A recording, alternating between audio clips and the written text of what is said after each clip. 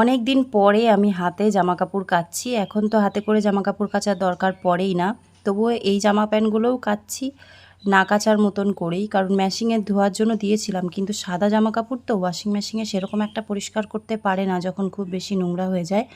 তো শুভ আমাকে বারবার করেই বলছিল যে কাচার কোনো দরকার নেই, যতটুকু পরিষ্কার হচ্ছে ততটুকুই থাক, কিন্তু ও ছোটো মানুষ, ও আর কি বোঝে যে মেশিনে কাচা জামা কাপড় আর হাতে কাচা জামা কাপড়ের মধ্যে কতটা তফাৎ থাকে। গুড ইভিনিং বন্ধুরা, তো এখন বাজে 7টা 2। তোমাদের সাথে ব্লগটা আমি এখন থেকে শুরু করছি। তো এখন যাচ্ছি শুভকে নিয়ে ডাক্তারখানায়। তো শুভকে আজকে একটু ডাক্তার দেখাবো, তো রিজনটা তোমাদেরকে আমি বাড়িতে আসার পরেই বলবো। আর ওষুধপত্র কি দিচ্ছে না দিচ্ছে সেগুলো তোমাদের সাথে আমি একবারেই শেয়ার করব। তো পুচকুসোনা শুভ আমি তিনজনাই যাচ্ছি। সুজি ঘরে আছে, ওই ঘরটাতে লাইট ফ্যান সবই জ্বলছে, তালা দিয়ে দেবো বাইরে থেকে। আর যেমনটা আমরা প্রত্যেকটা গেটে তালা দিই, তো সেরকম তালা দিতে হবে। তো তার আগে একটা ব্যাগ নেব, জলের বোতল নেব, আর কিছু খুচরো টাকা নিয়ে নিয়েছি, কারণ ভিজিট মোটামুটি 250-300 টাকা মতন হবে। তাড়াতাড়ি ভিজিটটা বেশি পড়ে যায় যাকে আমরা দেখাই। তো চলো দেখিয়ে নিয়ে আসি। আর সুজিকে এখন খাওয়ার জন্য দিলাম বিস্কুট, কারণ সন্ধেবেলার দিকে বলেছে হালকা ফুলকা খাবার দিতে, একদম ভারী কোনো খাবার দিতে না। তারপরে আবার রাত্রিবেলা 10টা 10:30টার সময় যেরকম নর্মালি ওকে খেতে দিই আমাদের টাইম মতন, তো তখন ওকে পেট ভরে আবার খেতে দেবো, কারণ আজকে এমনিতেও দুপুরের খাবারটা একটু লেট করে খেয়েছে। তো যাই হোক, চলো এবার যাই, আসার পরে তারপরে তোমাদেরকে বাকি কথাগুলো আর ভিডিওটা শেয়ার করব। তো পুচকুসোনা শুভ টিউশন পড়ে আসলো, প্রায় ঘন্টাখানিক হয়ে গেছে।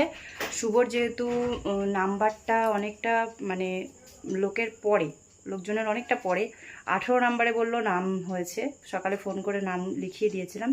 তো সেই জায়গায় দাঁড়িয়ে এখন গেলে পরে আশা করি আমাদের বেশিক্ষণ বসতে হবে না, নয়তো আমরা যদি আরও আগে যেতাম তাহলে আমাদেরকে বেশ কিছুক্ষণ টাইম বসে থাকতে হতো। তো ওই জন্য লেট করে যাচ্ছি। এখন দেখা যাক ডাক্তার এসেছে কিনা, 6:30টার টাইম। তো একটা জলের বোতল নিয়ে নিই।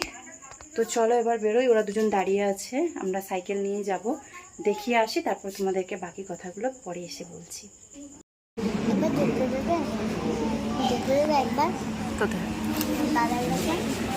কেন যাবে?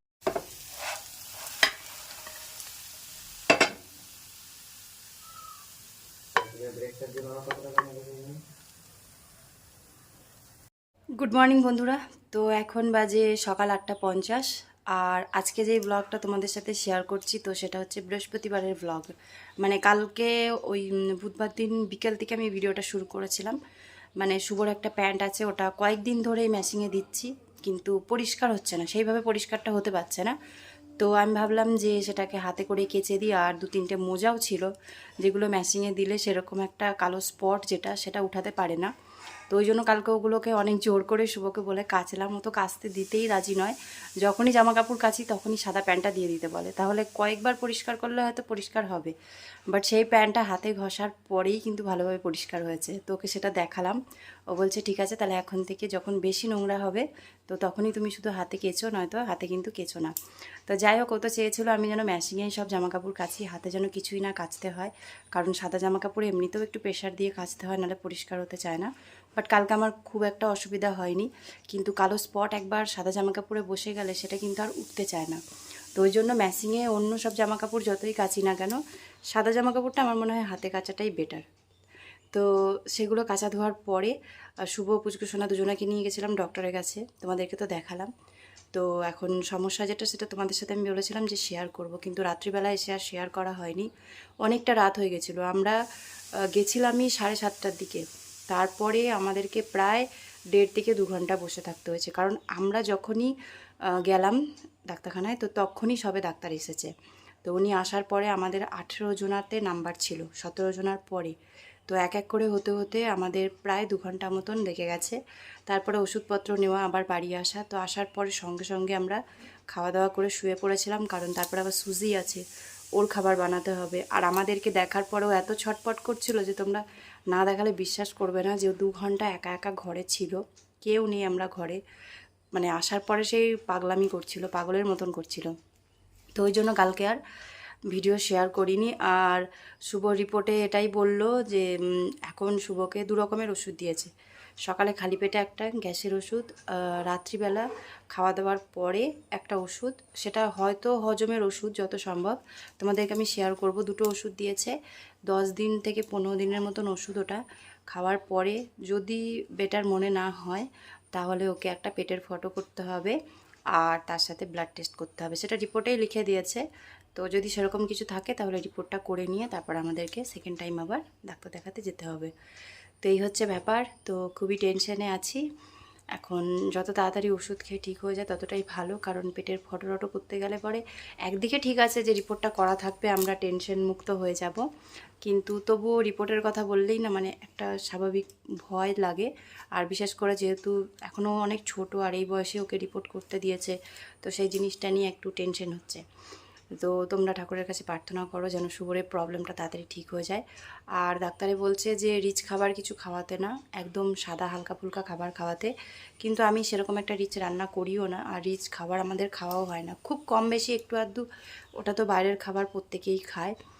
তো যাই হোক, এখন আরও কম মশলা দিয়ে করব। এমনিতেই কম মশলা দিয়ে এর থেকে বেশি আবার কি কম মশলা দেবো আমি জানি না, বাট তাও চেষ্টা করব আরও একটু কম মশলা দিতে। তো আজকে সকালবেলা ওদেরকে বানিয়ে দিয়েছি চালের রুটি, আর তার সাথে বাদামের চাটনি করে দিয়েছি, কিন্তু বাদামের চাটনিটা পরিমাণে অনেক কম দিয়েছি শুভ পুচকুসোনা দুজনাকেই। আর বাকি ওদেরকে চালের রুটি দিয়ে দিচ্ছি 2-1টা করে। তো এবার তোমাদের সঙ্গে শেয়ার করি যে শুভর সমস্যাটা কি হচ্ছে। তো শুভ যখনই স্কুল যাওয়ার দিনগুলোতে সকালবেলা 6টা থেকে 6:30টার মধ্যে ঘুম থেকে ওঠে, তো তখন থেকে ওকে কন্টিনিউ 3 থেকে 4 বার বাথরুম যেতে হয়। আর সেটা হচ্ছে রেয়ার, একদম রেয়ার, হয়তো সপ্তাহে 2-1 দিন। আর বাকি দিনগুলো 2 বার তো যেতেই হয়। কিন্তু যেই দিন স্কুল যায় না বা সকালবেলা ওঠার ওর কোনো চাপ থাকে না, সেই দিনকে দেখেছি ওর কিন্তু সকালের এই টাইমে যে 2-3 বার করে বাথরুম যাওয়া, সেই প্রবলেমটা কিন্তু হয় না। মানে ও যে দেরি করে উঠেছে, তো ওকে কিন্তু আর সকালের দিকে বাথরুম যেতেই হয় না। মানে ফ্রেশ হওয়ার জন্য প্রত্যেক দিন এই জিনিসটা ওর আর যেতে হয় না। তো এইটাই সমস্যা হয়ে গেছে যে যেদিন সকালে ঘুম থেকে ওঠে সেদিন ওর এই সমস্যাটা হয়, যেদিন একটু দেরি করে ওঠে সেদিন কিন্তু এই সমস্যাগুলো হয় না। কিন্তু প্রত্যেক দিনই স্কুল যেতে হবে, টিউশনে যেতে হবে, তো সেই জায়গায় দাঁড়িয়ে প্রত্যেক দিন তো লেট করে ওঠাটা সম্ভব নয়। তো এখন প্রবলেমটা কি জানি না, তবে রাত্রিবেলার দিকে খুব তাড়াতাড়ি খাওয়া দাওয়াটা করে নিতে হবে, খুব তাড়াতাড়ি শুয়ে পড়তে হবে, যাতে ওর খাবারটা ঠিকঠাক ডাইজেস্ট হতে পারে, হজম হতে পারে। ওর একটু হজমের সমস্যা হচ্ছে।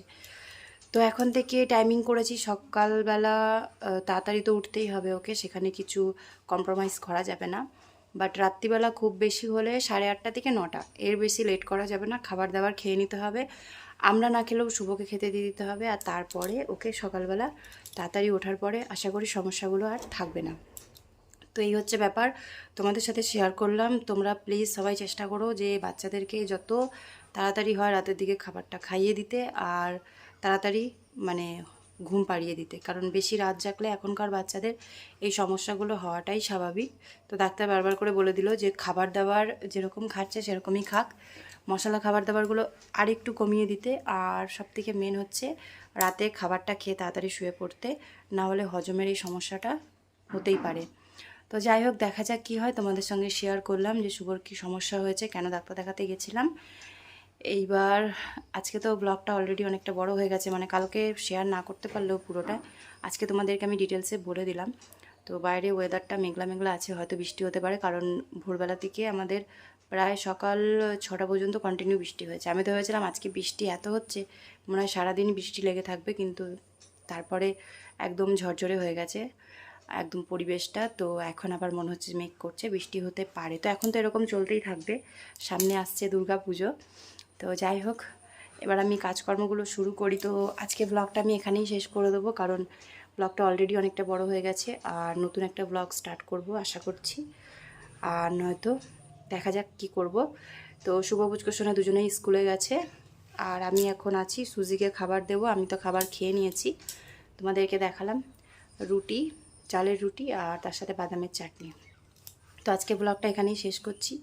ভিডিওটা কেমন লাগলো অবশ্যই কিন্তু কমেন্ট করে জানিও, আর ভালো লাগলে পরে লাইক কমেন্ট শেয়ার করো, চ্যানেলে নতুন হলে সাবস্ক্রাইব করে নিও। তো দেখা হবে কালকে নতুন একটা ব্লগে, নতুন একটা ভিডিওতে। সবাই ভালো থেকো, সুস্থ থেকো, সাবধানে থেকো, আর সবসময় নিজেদের খেয়াল রেখো। Take care, by.